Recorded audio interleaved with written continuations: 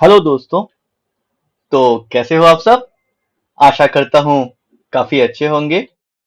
आज आप सबको टीचर्स डे की ढेर सारी शुभकामनाएं। तो आइए शुरू करते हैं हम अपना ये सेशन।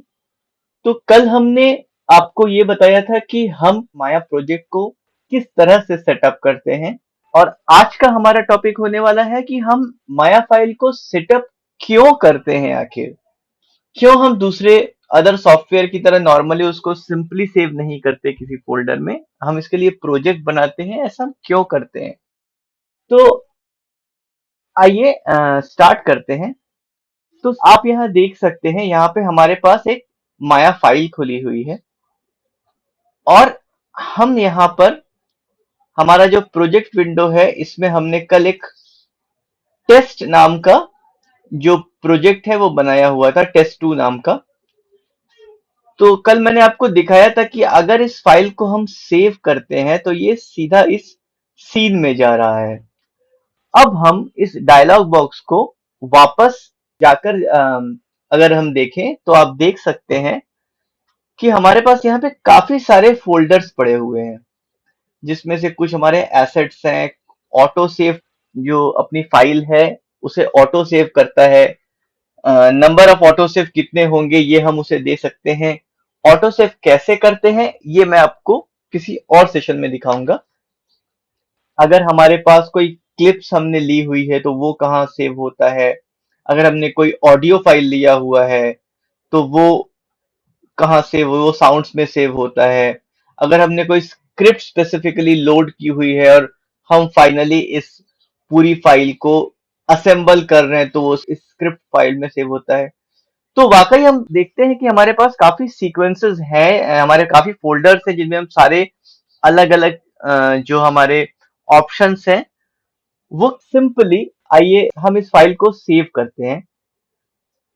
और आप देख सकते हैं कि ये सीन में जा रहा है। मैं अगेन इसको भी टेस्ट नाम से ही सेव करता हूं, और when I will open this file तो यू कैन सी कि ये सीन्स के अंदर यहाँ पर एक टेस्ट फाइल बनी हुई है।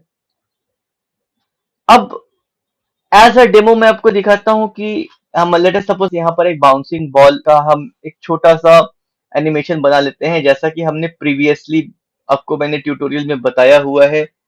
इस चीज को मैं आपको आई बटन पे दे दूंगा, आप जाकर देख सकते हैं कि हमने बाउंसिंग बॉल किस तरह से बनाया था। तो यहाँ पर हम बेसिकली एक बाउंसिंग बॉल क्रिएट कर लेते हैं। लेट सपोज हमने एक 24 फ्रेम का एनिमेशन क्रिएट किया हुआ है, और हम यहाँ पर एक की लगा देते हैं और फिर यहाँ पर एक की लगा देते हैं, और हम जाकर यहाँ पर एक फाइनली की लगा देते हैं जिसे हम बेस लाइन पे रखते हैं, और हम इसको इसके ग्राफ को सेट कर लेते हैं अकॉर्डिंगली,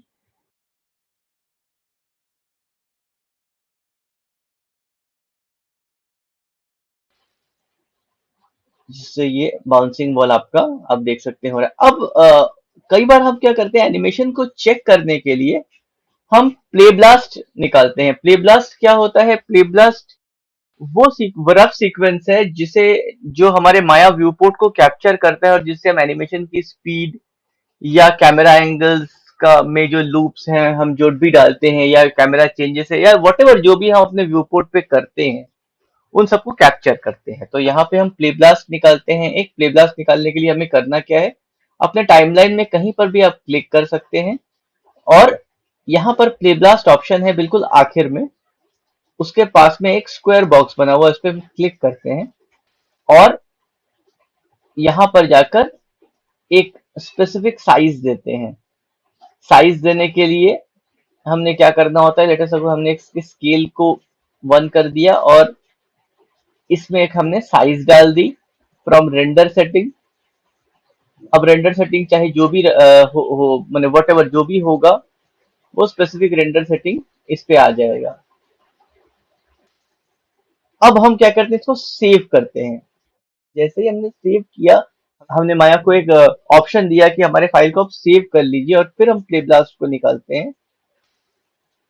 तो आप इस फोल्डर में देख सकते हैं कि यहाँ एक प्ले ब्लास्ट नाम का फाइल है जो कि सेम फाइल है जो हमने यहाँ पर क्रिएट किया है।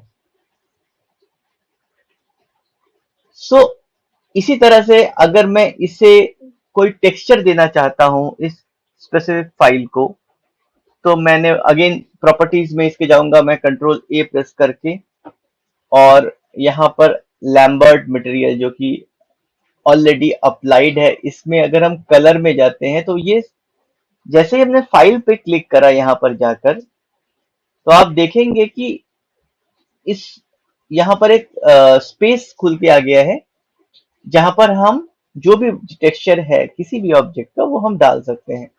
हम इस पे क्लिक करते ही आप यहाँ पर देख सकते हैं कि सोर्स इमेजेस नाम का एक फोल्डर है जिसमें से ये पिक करा, और वो है किसके अंदर, वही सेम टेस्ट नाम के फोल्डर के अंदर। जिस अगर हम बैक जाए तो आप यहाँ देख सकते हैं हमारा जो टेस्ट नाम का फोल्डर है, इसी में से वो पिक कर रहा है। तो जो हमारे पास इस तरह के बहुत सारे ऑप्शंस हैं। अगर हम इस फाइल को रेंडर करते हैं तो वो इमेजेस के अंदर जाएगा, यानी इस फाइल से जो भी एक्सपोर्ट हो रहा है इमेज फॉर्म, वो आपका इमेज फॉर्म के फोल्डर में जाएगा।